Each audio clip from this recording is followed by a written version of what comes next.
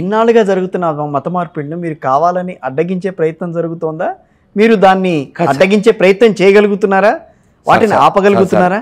ఇప్పుడు నేనేం బిలీవ్ చేస్తానో మీకు చెప్తున్నా. భగవద్గీత ప్రభుపాదుల వారి భాష్యం ఇస్కాన్ నాకు 22 ఏళ్ళు ఉన్నప్పుడు 32 రోజుల్లో చదివానది మొత్తం. అదే పనిగా ఇంట్లో ఉన్నప్పుడు మేడ మీదకి వెళ్ళడం, అమ్మ పిలిచినప్పుడు కిందకి వెళ్ళడం, తినడం, పైకి వచ్చేయడం, చదువుకోవడం, ఇదే పనిగా 32 రోజులు అదే పని మీద ఉన్న చదివాను. అందులో పట్టుదల ఎలా ఉండాలి అని ఒక ఒక ఉపమానం చెప్తారు.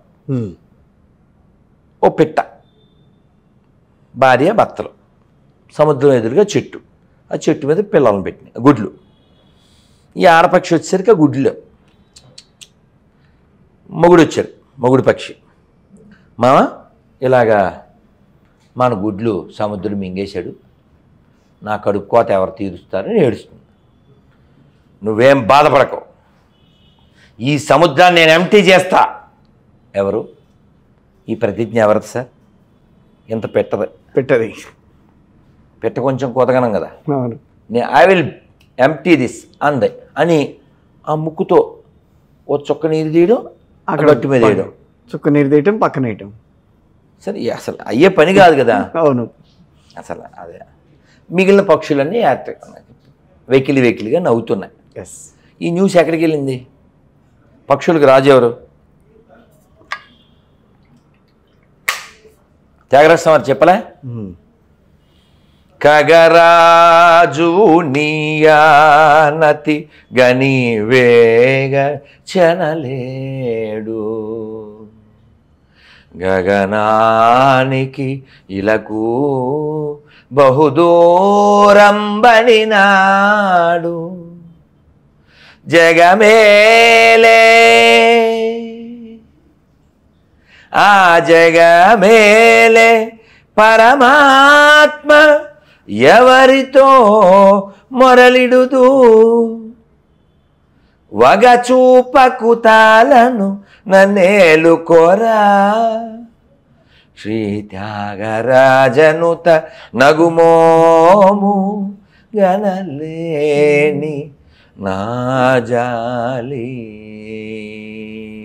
తెలిసి నన్ను బ్రోవా రారాదా, శ్రీ రఘువరని నగు మోము గనలేని నా జాలి. ఇది త్యాగరాజ వారు రామచంద్రమూర్తిని వేడుకుంటూ ఇదంతా చెప్పారులేండి. అది ఖగరాజు ఎవరు? గరుత్మంతుడు. అయ్యో మా తమ్ముడికి కష్టం వచ్చింది అని ఆయన కిందకు వచ్చాడు.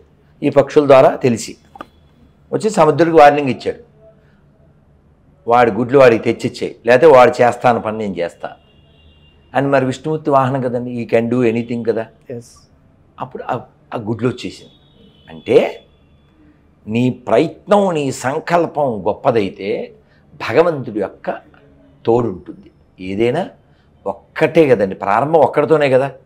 ప్రభుపాదుల వారు అమెరికా వెళ్ళారు, వెళ్ళే ముందు ఆ షిప్లో పర్మిషన్ కోసం ఆవిడ దగ్గరికి వెళ్ళారు, సోమతి మహారాజ్. ఆవిడ అయిష్టంగానే ఇచ్చింది.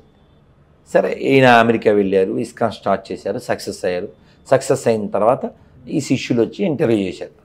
వాట్ హ్యాపెన్ అంటే, actually Swamiji came to me, ఈ ask me permission, how you go, that is a cargo ship and 40 days more than and you are too old, Swamiji, that is cold, you are old, why you are going there, you are going there to die. I told Swamiji, but he said no.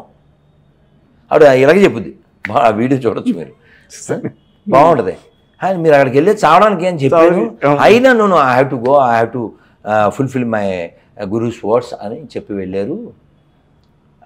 అంటే ప్రభుపాదుల వారు వెళ్ళారు. వెళ్ళిన తర్వాత అక్కడ కవిత రాశారు, బాగుంటుంది, మీరు యూట్యూబ్లో కొట్టండి, మార్కినే భాగవత తర్మ అని. చాలా అద్భుతం, మేమైతే చాలా ఆస్వాదిస్తాం. అందులో ఒక లైన్ ఏంటంటే, ఓ లార్డ్,